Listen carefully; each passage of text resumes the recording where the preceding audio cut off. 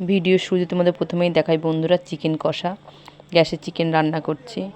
আর দেখো আর অন্য কিছু সব রান্না করেছি, দেখো গরম ভাত আমার হয়ে গেছে।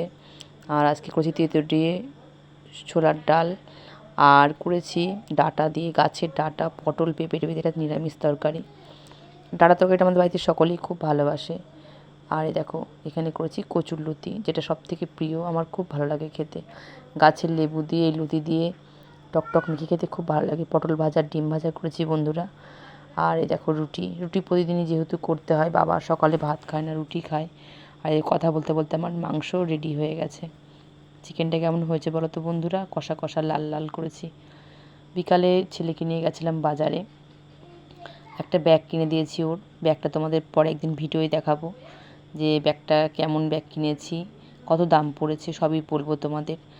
আর গেছিলাম আমাদের বাতকুল্লা গাংনির আগেই দোকানটা পড়ে রায়মাইকে, রায়মাইক ইলেকট্রনিক্স, এখানে সকল প্রকার জিনিস পাবে।